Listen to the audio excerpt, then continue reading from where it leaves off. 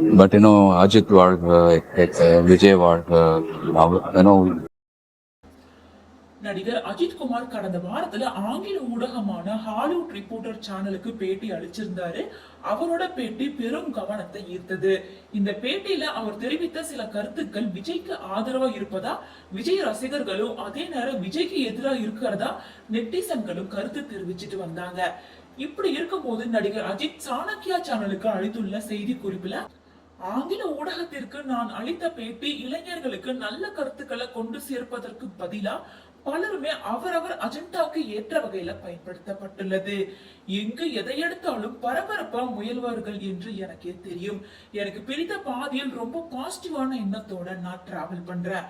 ஒரு காலத்துல சினிமா பத்திரிகையாளர்கள், விளையாட்டு பத்திரிகையாளர்கள், அரசியல் பத்திரிகையாளர்கள் என பல பேர் இருந்தார்கள். ஆனால் இன்னைக்கு அரசியல் பத்திரிகையாளர்களை விட ஒரு சினிமா பத்திரிகையாளர்களே அதிகம் அரசியல்மயமாக்கி உள்ளார்கள். என்னுடைய நல்ல எண்ணங்களில் சில ஊடகங்கள் சரியாக கொண்டு சேர்க்கப்படவில்லை. மாறாக அவர் அஜித்துக்கும் விஜய்க்கும் இடையிலான மோதல், அஜித் ரசிகர்களுக்கும் விஜய் ரசிகர்களுக்கும் இடையிலான போர் என்பது போல மாற்றிவிட்டார்கள். நம் நச்சு கலந்த சமூகமாய் மாறிவிட்டோம். ஆங்கில ஊடகத்திற்காக எனது பேட்டி 10-20 ஆண்டுகளுக்கு பிறகு பெரிய பேசு பொருளாக மாறியிருக்கும்.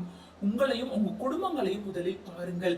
பார்ப்பதற்கு தகுதியானது என்று நினைத்தால் என் படத்தை வந்து பாருங்கள்.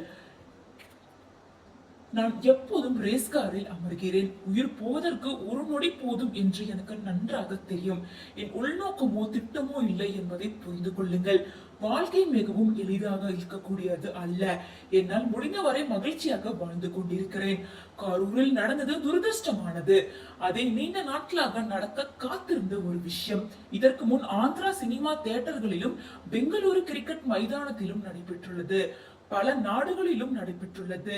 நான் ஏற்கனவே சொன்னது போல பொதுவெளியில் எப்படி நடக்க வேண்டும் என்பது நான்